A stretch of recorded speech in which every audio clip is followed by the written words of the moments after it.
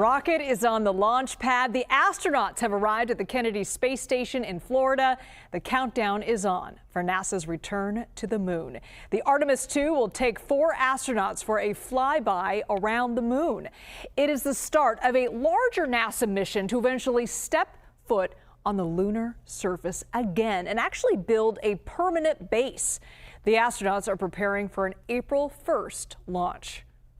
It was really exciting to see how many people are paying attention to this. Even just being on this team for 3 years, we're actually short timers. A lot of people have been working for a long time. So we're ready to do this and to fulfill our mission for all of you.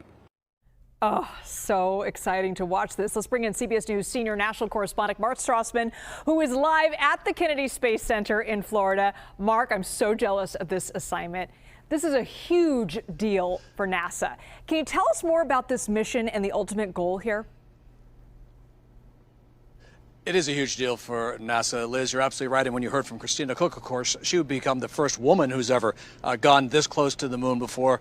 Everybody else who's ever gone has been a man. And that is one of the changes from the last time, the last era of moon voyaging, which was, of course, the Apollo era. We're now in the Artemis era. This is the Artemis II crew. And as soon as this Wednesday, they could lift off from the pad here in Florida and head off for their moon mission. I want to give you a sense of what that mission's all about now. Once they do lift off from Florida, it's about 9 days in all. They will make a push to the moon. That trip to the moon itself will take about 3 days or so. They're not going to land on the moon. They're going to loop around it. And when they're on the far side of the moon, they're going to be taking pictures and looking back on Earth.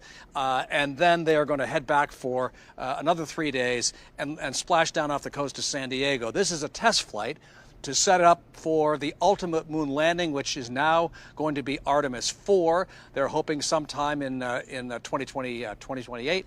And this, of course, as you mentioned, Liz, is the goal is to establish a permanent lunar presence on the moon. And that's what this mission is trying to tee up to, is how do we get successfully to the moon, establish that presence, and once we are on the moon, the ultimate ambition, of course, is to go on to Mars. But that, of course, could be decades down the road. Liz? A historic mission on so many levels, Mark. I'm curious, what's it like being there? What's the atmosphere there in Florida as they prepare for this mission, prepare for the launch?